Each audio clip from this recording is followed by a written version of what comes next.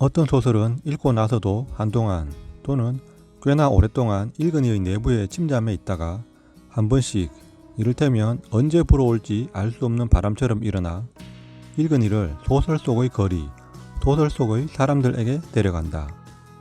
그런 경우의 대부분은 이유가 없다. 소설의 어떤 부분이 자신과 맞닿아 쉽게 지워지지 않고 오래남아 마음속의 얼룩이 되었는지 설명할 수는 없다. 다시 한번 그 작품을 꺼내 그들의 안부를 묻고 싶거나 그곳의 거리 가운데 있었던 골목은 잘 있나 돌아보고 싶은 것이다. 새벽의 나날을 다시 꺼내든 것도 특별한 이유는 없다. 다만 그들과 그곳은 잘 있나? 비록 어떤 등장인물은 부재하지만 그 부재를 확인하고 긴 골목길을 돌아 나오고 싶은 건지도 모르겠다. 소설 새벽의 나나는 태국의 나나역을 중심으로 뻗어있는 매춘의 거리, 소위 식스틴이라는 공간에 관한 소설이랄 수도 있으며 최종 목적지를 아프리카로 정하고 여행길에 올랐지만 태국에 머물고 있는 레오가 만난 플로이와 그 주변 사람들에 대한 소설일 수도 있고 그 모두에 관한 것일 수도 있다. 그런데 소설을 덮고 나면 그 모두에 관한 것은 희미하게 사라진다. 사라지면서 남기는 얼룩 같은 느낌이 있는데 그것을 선명한 무늬처럼 설명하기란 불가능하다. 그렇다면 무엇을 이야기하려고 그리고 어떻게 이야기하려고 이러고 있냐 할 것이다. 소설에 대해 이러쿵저러쿵 하는 대신 유난히 옮겨 적은 문장이 많았던 소설이기에 그 문장들을 읽고 그 문장들에 대한 답장 같은 것으로 대신하려고 한다. 이번 영상은 보여주기 위해 만든다기보다 그냥 말하기 위해 만든다는 것이 맞을 것이다. 몇 년에 한번 들춰볼까 말까 하는 책인데도 먼지를 듬뿍 뒤집어 쓰고 있는데도 버리지 못하고 살아남은 책 몇 권은 다들 가지고 있지 않나? 그런 경우라고 해두자. 태국이든 어디든 동남아라곤 한 번도 가보지 않았지만 딱 한 번 한 곳을 가본다면 태국으로 날아가 나나역에 내려서 보고 싶지만 막상 티켓을 끊으라면 거기가 아닌 그 반대편 어딘가로 가버릴 것 같다. 그래야만 소설 새벽의 나나가 증발하지 않고 남아있을 것이기 때문이다. 소설 속에서 레오는 15년 전의 그 거리로 돌아갔다. 그렇게 돌아가게 만드는 어떤 영향력이랄까? 이렇게 대본을 쓰게 하는 것이 바로 그것일 것이다. 전체 4부로 이루어진 이 소설은 시간 순서에 따라 나열하자면 1부가 가장 뒤쪽에 위치한다. 지금쯤 성질 급한 누군가는 대강의 줄거리를 찾아보고 있을 것인데 주인공 레오와 플로이를 비롯 그곳을 스쳐가는 다양한 인물들이 있고 매춘과 매춘부에 관한 소설이네라고 할지 모르겠다. 하지만 그건 겉껍질일 뿐이다. 나나역이 가까운 태국 수쿰빗 소위 식스틴이라는 거리의 짧은 일대기라고 해두자. 그리고 작가의 말처럼 선택에 관한 이야기라고도 해두자. 지금 다시 읽는다고 같은 문장을 불러낼까 싶지만 그때로 돌아가 다시 한번 문장들에 심었던 감상들을 만나본다. 그리고 남들은 재미없겠지만 이 소설에는 2번 반복되는 문장이 2개 있는데 만약 이 책을 읽게 된다면 그 두 문장을 찾아보는 것도 나름의 재미라면 재미일 수도 있겠다. 정 못 찾겠다면 살짝 알려줄 수도 있다. 내가 찾은 건 2개지만 또 모르지 않겠는가? 더 있을지도. 어디론가 가는 건 그곳에 꼭 가야 하기 때문이 아니라 이곳에 더 이상 머물지 못하기 때문이다. 여기, 지금이 너무나 싫어서 여기만 아니면 지옥이라도 낫겠다는 심정이 들어 떠나고 싶을 때가 한두 번은 있었을 것 같다. 한두 번이 아니라 매 순간이 그런 사람도 있을 것 같고 전혀 그런 심정을 이해 못할 사람도 있겠지. 그런데 그렇게 떠나 도착한 곳이 여기와 똑같다면 어떤 기분이 들까? 지옥이라도 상관없다고 했으니까 여기와 판박이처럼 똑같더라도 당신은 여기를 벗어나는 떠남을 선택할 건지 한번 물어보고 싶다. 그럼 너는 어떻게 할 거냐고 묻고 있을 것인데 떠난다는 것의 의미는 다른 곳에 간다는 데 있지 않고 여기를 벗어난다는 그 움직임에 있다고 나는 생각하기 때문에 매번 똑같은 곳에 당도한다는 걸 알더라도 나는 매번 떠나겠다. 똑같은 곳이라고 주저앉아 있는 것보다 같은 곳에 간다 해도 일단 한 걸음 한 걸음 능동적으로 움직이고 싶으니까. 시시포스 신화를 들먹이지 않더라도 인간은 그럴 수밖에 없는 존재일 테니까. 우연과 운명은 거의 정반대의 의미를 가진 단어지만 레오가 소위 16에서 요원을 만난 건 우연이자 동시에 운명이었다. 의미만 놓고 보자면 두 단어는 서로 등을 돌리고 있지만 그 등이 서로 맞붙어버려 뗄래야 뗄 수가 없는 샴 쌍둥이와 같은 거라고 할 수 있다. 우연과 운명 뒤에 곧잘 오는 것 가운데 하나가 만남이라는 것인데 우리의 만남은 운명이었다라고 생각하는 사람에게 말해주고 싶다. 그건 운명도 아니고 우연도 아니라고. 다만 만났을 뿐인 것이라고. 지구가 태양을 공전하는 건 운명인가 우연인가? 둘 다 아니다. 그냥 우주가 그런 것이다. 그냥 만나는 것이고 그냥 스쳐가고 헤어지는 것일 뿐이다. 믿었다 후회하느니 의심했다 사과하자. 믿고 싶은 모든 것을 의심하라고 어느 철학자는 말했다. 종교적 믿음과 같은 절대적 믿음이나 사적인 믿음이나 후회하지 않을 자신이 있는 인간만이 믿음을 가져야 하지만 과연 인간이란 존재가 후회를 마음 한 곳에 티끌만큼이라도 두지 않고 쓸어낼 수 있을까? 나는 없다고 생각하는 사람이다. 내일 내가 무슨 일을 저지를지 나 자신조차 믿을 수가 없다고 생각하는데 나 자신의 외부에 있는 모든 것에 대한 어떤 믿음을 줄 수 있을까? 어쩔 수 없는 거야. 가난하다는 것과 여자라는 건 저주야. 플로이처럼 가난하게 태어난 여자는 이중의 저주를 뒤집어쓰고 사는 거지. 너와 나는 남자야. 그 저주를 영원히 이해할 수 없는 거지. 그러니까 이해한다고 말하지 마. 여기에서의 키워드는 가난과 여자 또는 남자가 아니라 이해라는 키워드다. 좀 과격하게 말하자면 나는 이해라는 낱말은 국어사전에서 사라져야 할 만큼 써서는 안 될 말이라고 생각한다. 정 써야 한다면 부정적 의미일 때만 쓸 수 있는 말일 것이다. 다른 관계에서는 몰라도 인간 대 인간의 관계에서 나는 너를 이해한다는 말만큼 새빨간 거짓말도 없다. 인간은 절대로 타자를 이해할 수 없다. 이해한다는 것은 온전히 타자의 입장이 된다는 것인데 그게 가능하다고 생각한다면 착각이다. 특히나 가까운 사이일수록 이해의 벽은 높고 단단하다. 이해라는 말을 쉽게 쓰는 사람일수록 믿을 수 없는 사람이다. 또 놀러와. 그건 이별에 붙어 다니는 공연한 소리였다. 의사소통의 7%만이 언어로 이루어진다. 돌아보지도 않은 채 또 놀러와라고 말한 건 7% 뿐이었다. 나머지 93%는 다신 돌아오지 말라고 경고하고 있었다. 흔히 립 서비스라고들 한다. 상대방을 위해 하는 말이 아닌 자신의 입장이 뻘쭘할까봐 가림막처럼 둘러대는 말.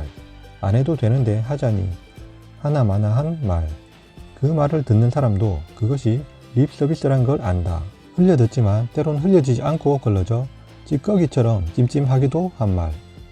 그런 빈말을 남발하는 사람이 있는가 하면 차라리 말하지 않음으로 받는 오해를 선택하는 사람도 있다. 곧 죽어도 빈말은 안 하겠다는 사람의 진심은 쉽게 발견되지 않고 곧잘 오해되기 쉽다. 곧 들어도 뻔한 빈말을 남발하는 사람에게 나 역시 건성으로 대한다.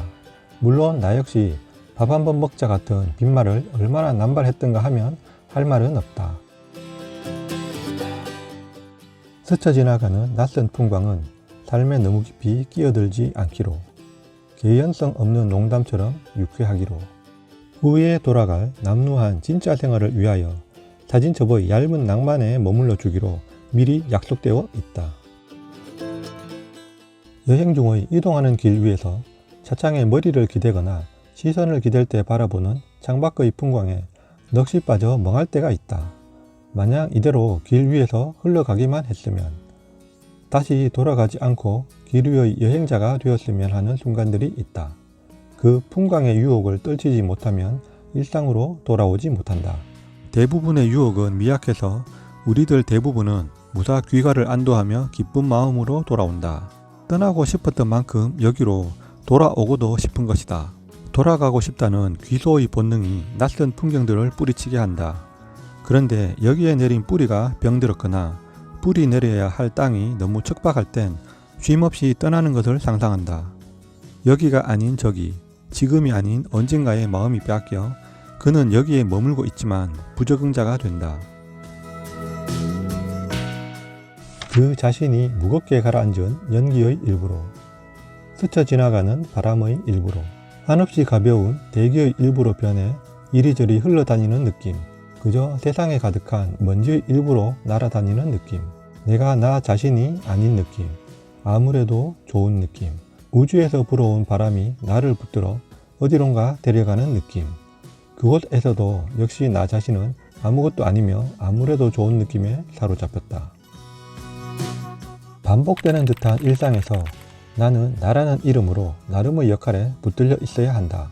그런 반면 여행자가 되는 순간부터 여행지를 돌아다니는 여행객이 되면 나는 일상의 내가 아니어도 된다. 자신을 알아보는 사람이 아무도 없는 여행지에서 평소 하지 않던 행동을 하거나 옷차림이 과감해지는 건 그런 이유다. 하지만 이런 일탈은 시한부 일탈이다. 길어야 몇 박 며칠 아니면 몇 달, 그도 아니면 몇 년. 인생은 여행이라고 흔히들 말하지만 인생을 여행처럼 사는 사람은 흔한 말처럼 흔치만은 않다. 일상을 벗어던지고 이상으로 가는 길 위에 맨발을 얻는 사람만이 진정한 일탈의 여행자라 불릴 수 있다. 몸이 일상의 속박으로부터 풀려날 때 마음도 풀려나기 쉽다. 물론 일상 속에서 마음의 자유에 도달하는 게 불가능한 건 아니지만 그것은 하나의 경지다. 진흙탕에서 연꽃을 피워내는 것과 같은 경지. 감히 말하지만 나를 포함 대부분은 못한다. 그래서 몸을 먼저 건져내야 하는 것이다. 몸이 멀어지면 마음도 멀어진다는 말이나 건강한 신체, 건강한 정신이란 말이 괜히 나온 게 아니다. 대부분의 우리는 몸 따라 살게 되어 있다. 비록 일상에 함몰되어 나락으로 침몰하는 와중에도 우리 중의 누군가는 쉼없이 이상을 꿈꿀 수 있다는 것이다. 다행이라면 그것밖에 없다. 조금씩 침몰해가는 느낌이었다. 엔진이 멈추었고 선미는 물에 잠긴 지 오래다. 구하러 오지 않아도 돼. 죽도록 내버려 두어도 좋아. 한 가지만, 내가 그곳에 가려고 했다는 것만 기억해줘. 기억해주지 않았으면 아무도 나를 기억해주지 않기를 바란다.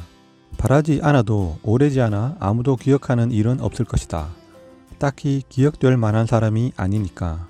우리들을 얕보는 건 아니지만 우리 가운데 과연 오래 기억될 사람은 얼마나 있을까?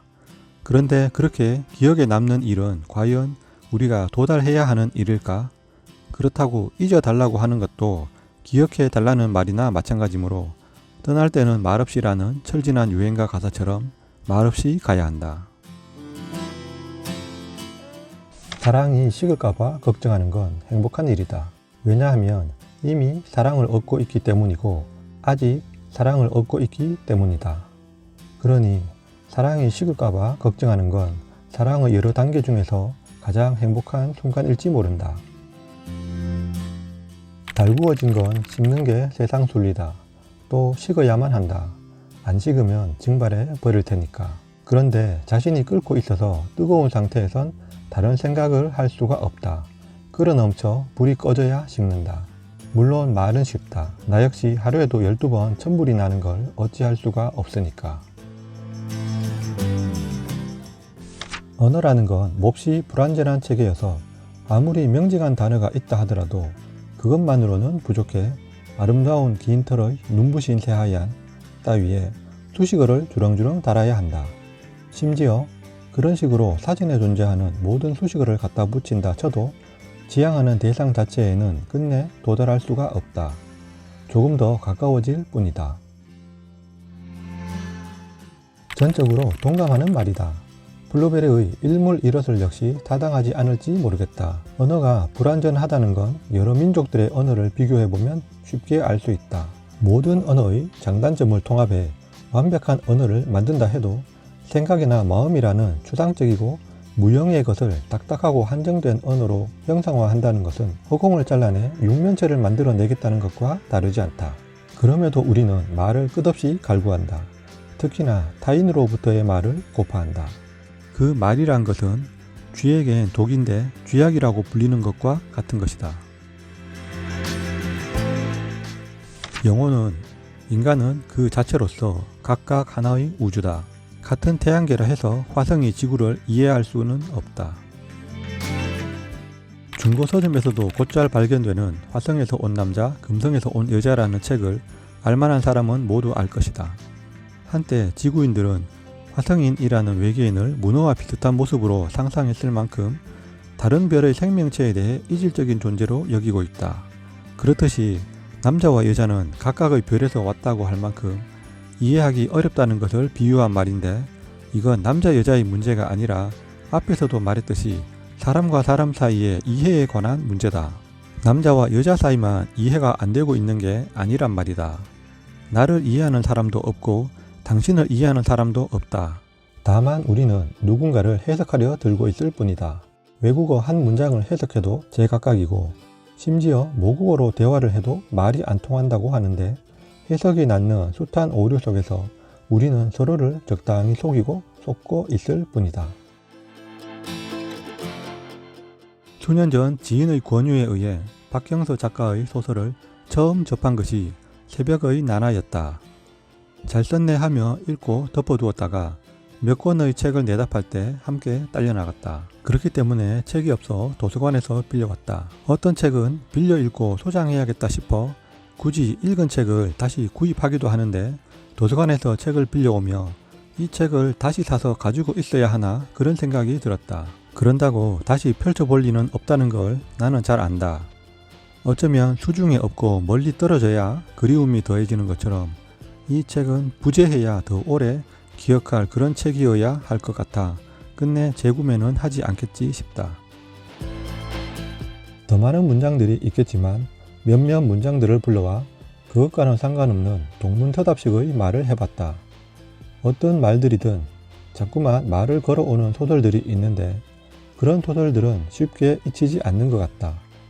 새벽의 나나는 오히려 내가 자꾸만 말을 걸고 싶어진다.